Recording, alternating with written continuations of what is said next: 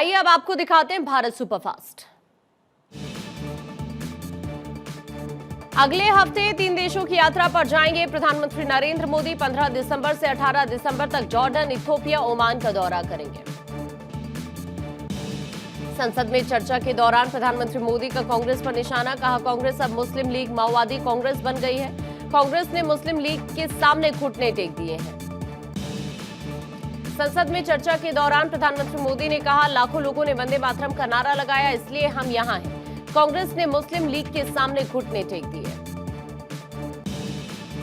लोकसभा में राजनाथ ने ममता सरकार पर निशाना साधा, कहा पश्चिम बंगाल में युवा बेरोजगारी के चलते हताश है, महिलाओं के लिए बंगाल असुरक्षित। लोकसभा में रक्षा मंत्री राजनाथ सिंह ने कहा वंदे मातरम हर भारतीय के मन में बसा हुआ है, किसी धर्म से नहीं जुड़ा है। कांग्रेस का तुष्टीकरण विभाजन का कारण। आज राज्यसभा में वंदे मातरम पर चर्चा होगी। दोपहर 1 बजे गृह मंत्री अमित शाह चर्चा की शुरुआत करेंगे। जेपी नड्डा चर्चा का समापन करेंगे। आज लोकसभा में एसआईआर पर चर्चा होगी। लोकसभा में दोपहर 12 बजे से चर्चा होगी। एसआईआर पर चर्चा के लिए 10 घंटे का समय निर्धारित। अर्जुन राम मेघवाल कल चर्चा का जवाब देंगे। अरुणाचल प्रदेश को लेकर विदेश मंत्रालय का स्टेटमेंट, कहा अरुणाचल प्रदेश भारत का एक अहम हिस्सा है और रहेगा, हम इसमें कोई दखल नहीं देना चाहते।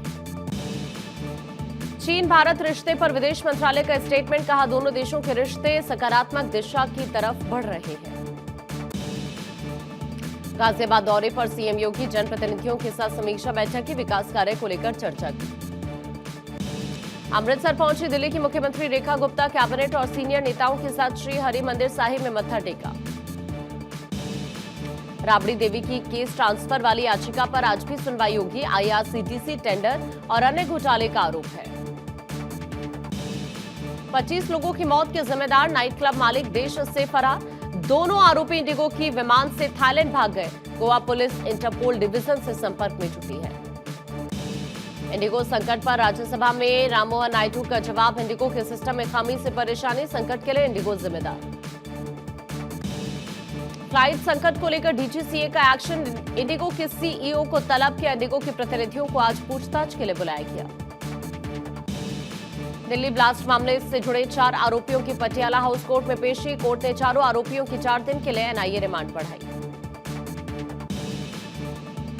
भूकंप के जोरदार झटके से दहला जापान। रिक्टर स्केल पर 7.6 मापी गई तीव्रता, सुनामी की चेतावनी जारी। मध्य प्रदेश के सिवनी में ट्रेनी विमान क्रैश, हाई वोल्टेज तार से टकराने के बाद हादसा हुआ, पायलट समेत 2 लोग घायल। छत्तीसगढ़ महाराष्ट्र एमपी सीमा नक्सल मुक्त हुई। खैरागढ़ में 12 नक्सलियों का सरेंडर। 1 करोड़ के नामी रामधेर मज्जी ने 11 साथियों के साथ सरेंडर किया। फर्जी डिप्लोमेटिक नंबर प्लेट के इस्तेमाल पर कोर्ट का एक्शन, चैतन्यानंद को 1 दिन के रिमांड पर भेजा गया। नाहरगढ़ लायन सफारी में पर्यटकों से भरी बस में आग लगी। शेरों के बीच फंसे 15 टूरिस्ट, मुश्किल से जान बच पाई।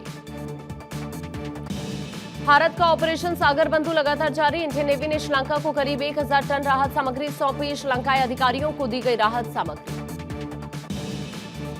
भारत पाक बॉर्डर पर सेना का search operation, Jammu Kashmir police BSF ने जंगलों में चलाया तलाशी अभियान।